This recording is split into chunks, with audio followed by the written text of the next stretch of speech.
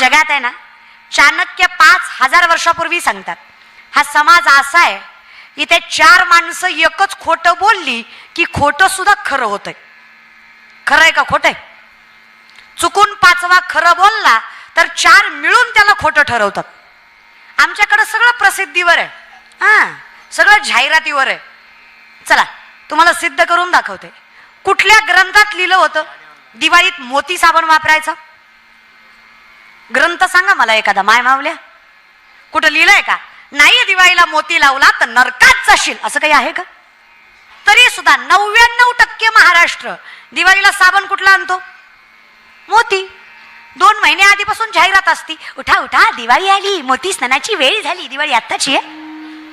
कल्पना सगळ्यांनी स्वीकारलं म्हणून आम्ही सुद्धा आम्ही बघत नाही खरं खोटं काय.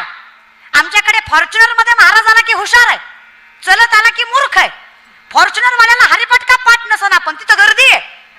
चलत येणाऱ्याची ज्ञानेश्वरी का मुखदगत असना पण लोक त्याला मानत नाही. प्रेझेंटेशन, दिखावा, कल्पना. नामदेव राय तेच सांगतात, हे नको बाबा आयुष्य. जे येते खरं, चांगला तर चांगला, वाईट तर. हे बघा, पैसा कमवायला परमात्म्याने कधीच नकार दिला नाही. जो तुमचा व्यवसाय व्यवस्थित करा, काही फरक पडत नाही. फक्त आपल्या पैशातला 10% भाग देवाला गेला पाहिजे. मी नाही म्हणत, शास्त्र सांगतं, न्यायोपार्जित वित्तस्य दशम अंशेन धीमहि कर्तव्य विनियोगस्य ईश्वर प्रीत्यर्थ इवच. 100 कमवताय, 10 रुपये देव देश धर्मासाठी जाऊ द्या. ज्याला गरज आहे त्याला द्या, पण वाक्य नीट ऐका. ज्याला गरज आहे, वाक्य कळतंय? ज्याला गरज आहे त्याला द्या. नाही तर होतं काय, सप्त्याच्या पंक्तीमध्ये साहेब आले की गरीबाच्या पोराला उठावं लागतं. खुशाल माणसं म्हणतात, उठ साहेबाला बसू दे, उठ साहेबाला बसू दे. पुन्हा साहेबाला म्हणणार, साहेब 2 घास, साहेब 2 घास खा, साहेब 2 घास खा. गरज नाही साहेबाला. साहेबानं लय खाल्लंय, आपलं खाऊन काही पोट नाही भरणार महाराज बरं का. काही गरज नाही, कशाला काय उगं नाही त्या गोष्टी. ज्याला गरज आहे त्याला द्या. हे मी नाही म्हणत, माऊली म्हणतात, जरी स्वधर्मात होते जे जे मिळे आपण याते, ते ते दिजे बहुते सन्मान योगे. बघा, देश काल पात्र पाहून दान करा, नाही तिथे करू नका. आणि जे दान करताय त्याचा बोभाटा करू उगं नाही. त्या काय आयुष्यात खरं राहिलंय आपल्या? सांग बरं. तुम्हा सगळ्यांना माहिती आहे आपलं. बरं, लोकाला नावं ठेवायच्या आधी आपण आपलं बघू ना. आपण काय गुणाचे? 500 आणि 1000वर मतदान करणाऱ्या जाती आपल्या. आपण काय अपेक्षा ठेवायची दुसऱ्याकडनं? सांगा ना मला. कोण आहे आपण? काही नाही आपल्याला. यहाँ कोई मरे वोटो के लिए तो कोई मरे नोटो के लिए. भगत सिंह सुखदेव भी सोचते होंगे हम भी मरे किन हराम जादो के लिए. ते बिचारे म्हणत असतील कुणासाठी मेलो बाबा. कोण आहे आपण? काही घेणं नाही आपल्याला. आपल्याला फक्त माझी गाडी, माझी महाडी, माझी दाढी, माझी बॉडी, माझ्याच बायकोची गोल गोल साडी, बस. तर गाव पेटलं तरी चालतंय की हो आपल्याला. काय देव देश धर्म आपण सांभाळला, आपण लोकांना ज्ञान शिकवायला काही नाही. आणि कसं आहे ना, पुढच्याच पिढीला नावं ठेवायचं नसतं बघा. आता ही म्हातारी माणसं निस्ती म्हणतात, पोरवाया गेली, पोरवाया गेली आणि पोरवाया गेली. अहो पण का गेली बाबा? बिडी फुकू फुकू तुमची थोबाडा आत गेली म्हणून आमची पोरं वाया गेली. तुम्ही जे केलं ते आम्ही उघड्या डोळ्यानं बघितलं ना बाबा, आहे की नाही? मारुतीच्या वट्ट्यावर बसून तुम्ही पत्ते खेळले, ब्रह्मचारी मारुतीला तुम्ही राणी दाखवली. तुम्ही गुणाचे होय, फक्त आम्ही पोरच तेवढे वाया गेले, आहे की नाही? काय पण बोलणं तुमचं. आता या बायका सुद्धा दारात बसल्यावर म्हाताऱ्या, आजकालच्या काय पुरीत वय, ह्यांना काय लाज आहेत वय, आमच्या जमान्यात नव्हतं माया असो, आम्ही किती इज्जतीनं खाल्लं, किती कष्ट केलं, ह्यांना काय झळ आहे, सगळं आयत्त भेटलं वय ग माय. ऍक्सेप्टेड, मान्य करतो आम्ही. आणि आम्हाला हे मान्यच करावं लागेल. मागच्या पिढीने वाईट काळ बघितला म्हणून आम्हाला सुखाचा काळ आला, हे आम्ही मान्य करतो. पण तुम्ही आत्ता काय करताय? आता मिसरी चुळती. तुझ्या मिसरीच्या वासानं गोठ्यातल्या म्हशीनं दूध द्यायचं बंद केलं. इतका भंगार वास आहे त्या मिसरीचा. तू तू नातीला कुठल्या तोंडानं ज्ञानेश्वरी वाचायला सांगणारच नाही ना ग माय. घरात असल्याशिवाय दारात येत, आणि विहिरीत नाही पौऱ्यात कुठून येणार आहे?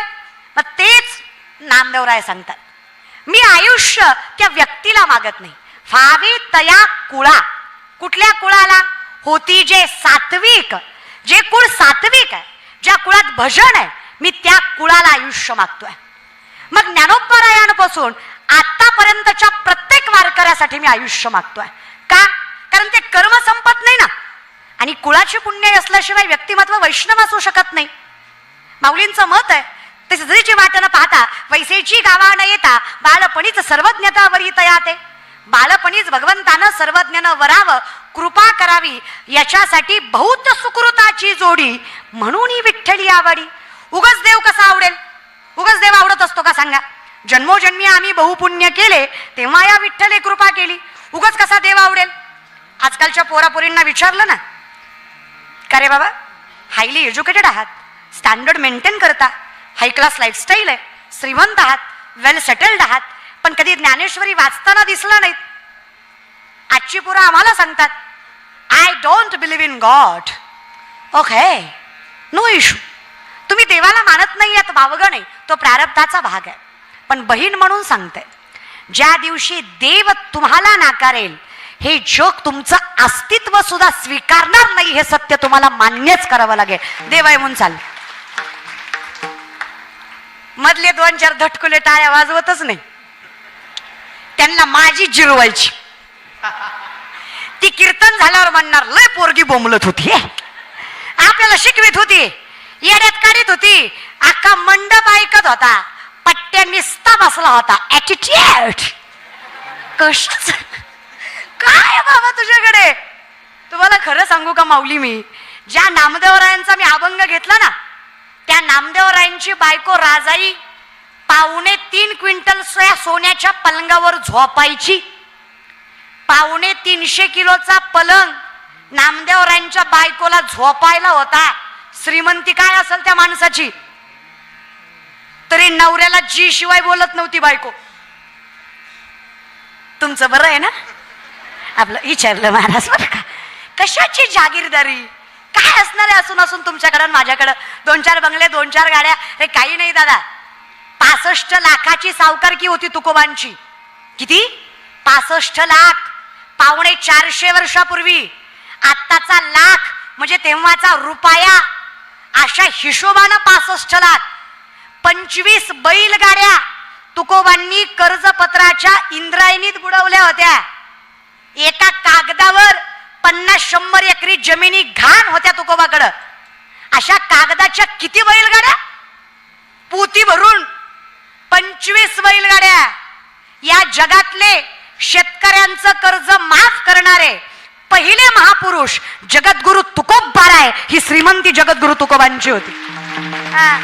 अरे ते तुकोबाराय म्हणतात, अनाथ अपराधी पतित आगळा, परी पाया वेगळा नका करू. कोण आहे आपण? सवय करूस आहे आपला, त्यो बी पेटल, भजन करीत जा. काही नाही आपल्याकडं. आपण देवाच्या सुद्धा असो पाया पडतो. ही पद्धत आहे आपली देवाच्या पाया पडायची महाराज बरं का. कीर्तनात टाळी, कीर्तनात टाळी,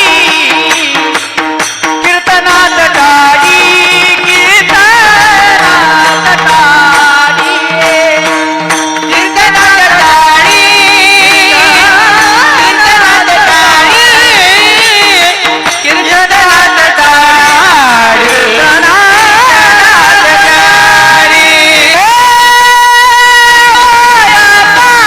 啊！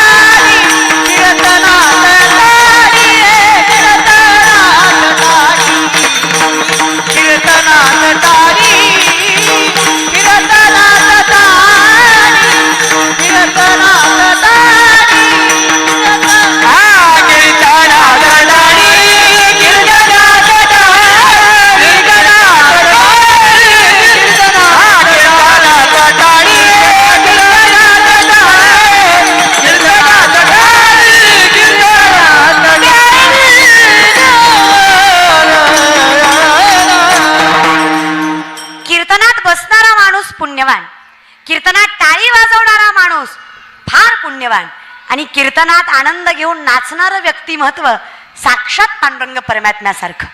खूप ताकद आहे दादा या कीर्तनात. कीर्तन सांग कीर्तन सांग होय हरी रूप होय हरी रूप होय हरी रूप कीर्तन सांग कीर्तन सांग होय हरी रूप होय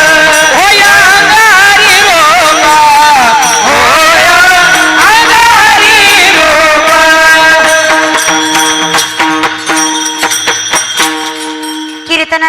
कीर्तन सांग होयांग हरिरूप. अहो माणसालाही देव करायची ताकद या व्यासपीठात आहे. जगद्गुरु तुकोबांचं कीर्तन आहे देहूमध्ये. छत्रपती शिवाजी महाराजांनी कीर्तनाला यावं आणि मातीतच मांडी घालून बसावं. त्यांना नसतं का खुर्चीवर बसता आलं, मातीतच बसले ते. तुकोबा मोठ्या मनाचे, पायाखालचं गोंगडं काढलं आणि छत्रपतींना बसायला टाकलं. सांगितलं राज हिंदवी स्वराज्याचं धनी आहात, जानता राजा आहात, अधिकार आहे तुमचा, बसा घोंगड्यावर. छत्रपतींनी नम्रपणे सांगावं बुवा आऊसाहेबांची शिकवण आहे, जोपर्यंत संतांच्या चरणाशी बसलोय तोपर्यंत शत्रूला चरणाशी घ्यायची ताकद मनगटात आहे. ज्या दिवशी बुवा ज्या दिवशी तुमची बराबरी करायला जाऊ त्या दिवशी आमच्या सिंहासनावर भलता बसल्याशिवाय राहणार नाही एवढं कळतं आम्हाला. आम्ही तुमच्या चरणाशीच बरे. काय नीतिमत्ता म्हणावी हो. म्हणून तर हिंदवी स्वराज्य उभं राहायची ताकद आहे.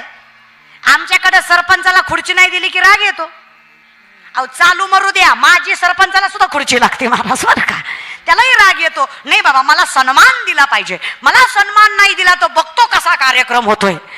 लय सन्मान देण्यात आयुष्य चाललं. नामदेवराय तेच तर सांगतात, लटके झाले कटके तेथे गाडग्या एवढे राळे, लटके झाले कटके तेथे गाडग्या एवढे राळे, लटके झाले कटके तेथे गाडग्या एवढे राळे, लटके झाले कटके तेथे गाडग्या एवढे राळे,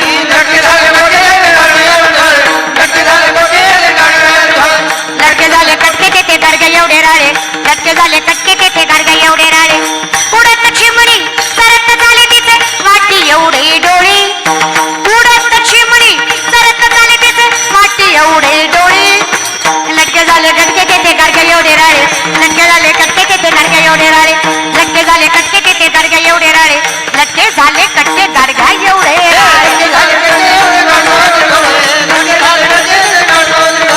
लटके झाले कटके तेथे गाडग्या एवढे राळे,